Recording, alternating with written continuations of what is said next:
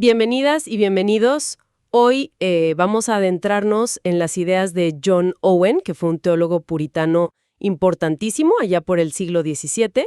Tenemos un capítulo del libro que habla justo de él, se llama John Owen, La comunicación divina de Dios. Y bueno, la idea es explorar un poco cómo veía Owen esto de que Dios se comunica con nosotros, ¿no? O sea, cómo creía él que llegamos a conocer a Dios, la realidad espiritual. Vamos a desentrañarlo. Exacto. Y es fascinante, ver cómo él entendía esta unión entre la palabra, la Biblia, y el Espíritu Santo trabajando juntos. No es solo leer, sino, como decías, una experiencia muy personal del creyente al recibir ese mensaje divino. Owen era, de verdad, muy profundo en esto. Vale, empecemos por ahí, por esa palabra. Comunicación. Para Owen, ¿qué era exactamente? ¿Solo Dios dándonos datos? No solo eso. O sea, él usaba comunicación para referirse a cualquier cosa buena que Dios nos da, cualquier beneficio. Pero aquí, bueno, nos vamos a centrar en la comunicación, digamos, cognitiva. Como Dios activamente nos da a conocer cosas sobre Él mismo. Pero ojo, para Owen esto no era un fin en sí mismo. No era solo saber por saber. Ah, ok. Era el medio, el camino crucial para llegar a conocer a Dios y sobre todo a disfrutar de Él. Le interesaba como todo el proceso, el acto comunicativo de Dios en sí, más que separar cajitas teológicas como revelación, inspiración, aunque sí las usaba, claro. Entiendo. Y él partía de la idea de que nosotros como seres humanos tenemos la capacidad de recibir esa comunicación, ¿no? Correcto. Owen daba por sentado que, bueno, al ser creados a imagen de Dios, tenemos facultades racionales, y Dios usa esas facultades para enseñarnos, para instruirnos. Quería que había como una especie de correspondencia entre la mente de Dios y la nuestra. ¿Una correspondencia? Sí, que nos permite, digamos, comprender a Dios a través de lo que Él dice en su palabra. Siempre, claro está, dentro de los límites de lo que Él ha revelado. Entonces, ¿podemos entender lo que Dios dice de sí mismo, aunque suene un poco, aunque no podamos abarcar su esencia total, algo así? Justo eso. No se trata de que con nuestra razón podamos medir a Dios. Él sigue siendo incomprensible en su totalidad, no. Pero sí podemos tener un conocimiento que es verdadero acerca de Él. Un conocimiento basado en su propio testimonio verbal, en su palabra. No es un salto a ciegas, es entender lo que Él ha dicho. Pero, a ver, aquí entra un punto que en Owen es súper importante: el pecado.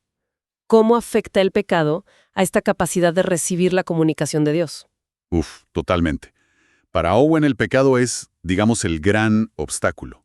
Causa eso que la Biblia llama dureza y ceguera de corazón. Dureza y ceguera. Sí. Es decir, nuestra mente, nuestro corazón, como que se resisten a la verdad de Dios. Incluso si se presenta de forma lógica, racional, hay una falta de respuesta. Ah, claro. Entonces la pura instrucción racional, digamos, se queda corta, no es suficiente. Precisamente. Y por eso para Owen era, pero absolutamente indispensable, la obra del Espíritu Santo. Es fundamental. Él es quien tiene que iluminarnos. Tiene que, por un lado, abrir nuestro corazón para que la palabra pueda entrar, y por otro, abrir la palabra para que la entendamos con claridad en el corazón.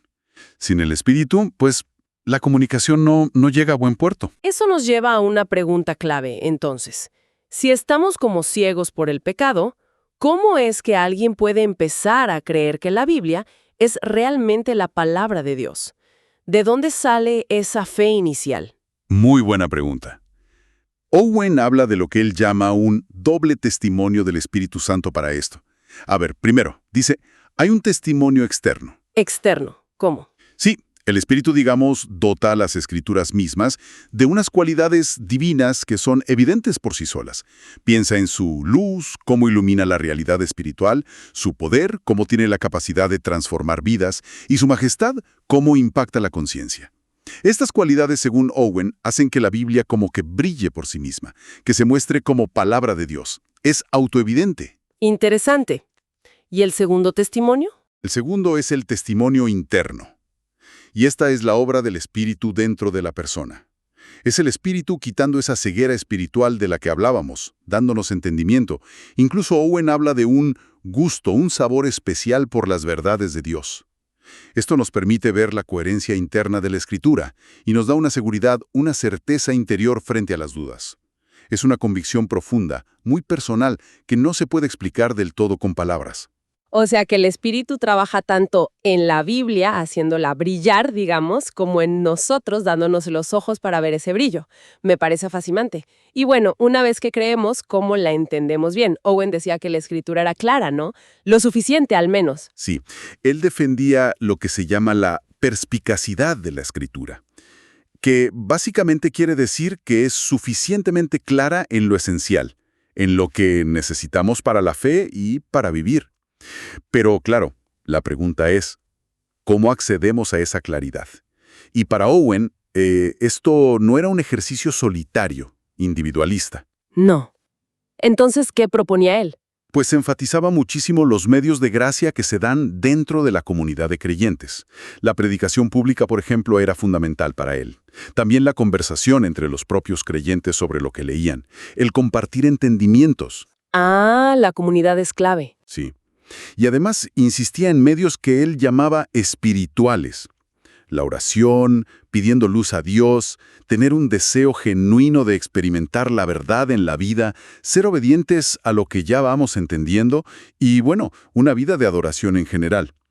Curiosamente, él veía hasta la aparente falta de un sistema súper rígido en la Biblia como algo útil. Decía que fomentaba la humildad y nos empujaba a buscar la aplicación práctica en lugar de solo teoría. Qué interesante eso último. Y qué importante que no se centrara solo en el estudio individual, ¿no? Sino en esa combinación de comunidad y dependencia espiritual activa. Exacto.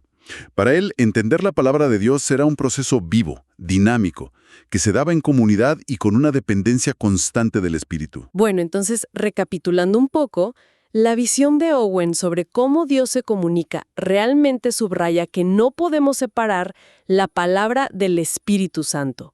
Son inseparables.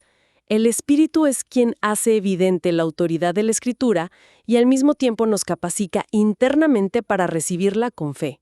Sí, y nos deja pensando, ¿no? Hoy en día, nosotros, al leer la Biblia o al enseñarla, ¿realmente le damos al Espíritu Santo ese lugar tan indispensable que describía Owen? ¿Confiamos tanto en su poder para hacer que la palabra dé fruto, como quizás confiamos en nuestras propias técnicas de estudio, en nuestros argumentos bien armados? Es una pregunta para reflexionar.